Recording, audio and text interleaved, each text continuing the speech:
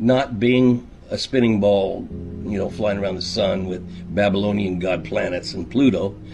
My first exposure was that I was in an instrument class and in the Army, and I remember coming across the statement, for the gyroscope. Now, the gyroscope is a very important instrument. It's one of your most important for flight. And because it'll give you the artificial horizon, and if that artificial horizon doesn't work, a lot of times, if you're counting on it, how would you know it's not working? And you could have no visibility at all, and it could kill you. So you've got to know when that thing's not working. But when it is working, all is well, because it gives you the horizon from the time you took off till the time you land. Now, in this class, I ran across the statement about the gyroscope, provided a flat, stationary, non-rotating Earth. Now, I remember when I come across that, I says, excuse me, where do you get one of those?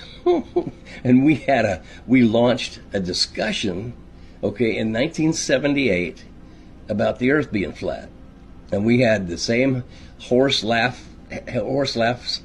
in there as everybody else. And we had a couple of guys that swore that the Earth was flat, and everybody else was just crucifying them for thinking that.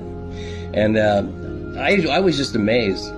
I was sort of on the side of the globies, because that's all I'd been taught.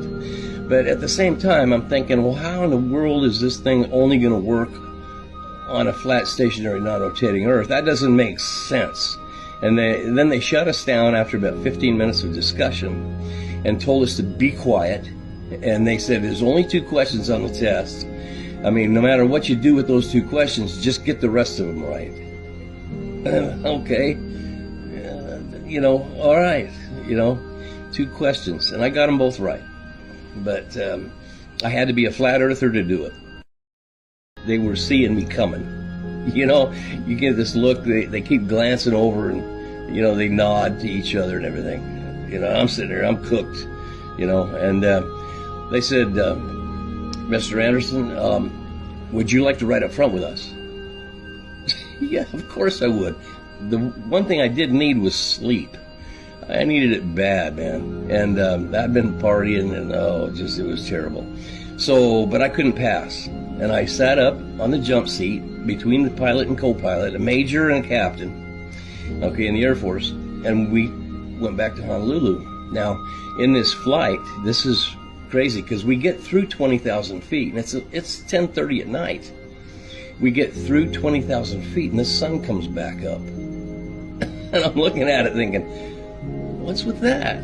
So when we get to 41,000 feet, the sun's over there up and it's blazing. And, so I had a few questions, all right? And these 2 pilots are looking at me like, here it comes. I says, hey, excuse me, this is beautiful, first of all. 41,000 feet, I don't get here very often. Never been back. Okay, but this is great. You can see the curvature of the Earth. And the major, the pilot, he turned to me and says, where? Show me. And I won't go into too much detail, but he says, look, the sun's not going down. He says, you saw the sun come back up, right? I said, yeah. What's with that? He says, well, it's not going back down all night. You're going to see it off the left side. And it's going to come around off the nose. And by Honolulu tomorrow morning, it's going to be about 2 o'clock off the nose. And it'll be coming up. Really? What about the spin of the Earth? And the captain over there in the co-pilot seat, he looked at me and says, spin? He says, the Earth don't spin. You don't read your Bible?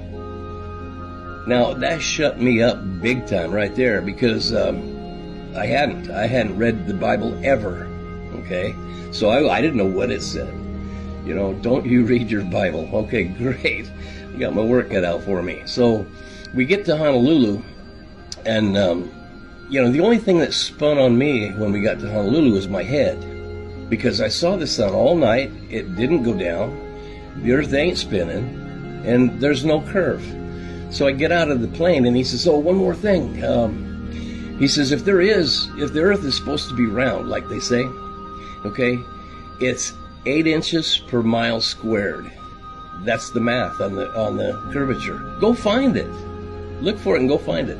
The first thing I did was I got up the next day and I went out to the North Shore and I was looking for Kauai because I'd seen it before. And there it is, Kauai, 108 miles away. It's 5,400 feet high, so it's above, well, first of all, it should be below about 400 feet below the horizon, okay? And I could see all the way to the beach on Kauai from 108 miles away. And so now here I am. You know, I'm a bona fide flat earther because I can't deny it. I can't deny it. And see, that's the problem with flat earthers. They go out and look, and now they come back, and they're surrounded by globe heads, and they get the horse's ass laughter. They get, you're a flat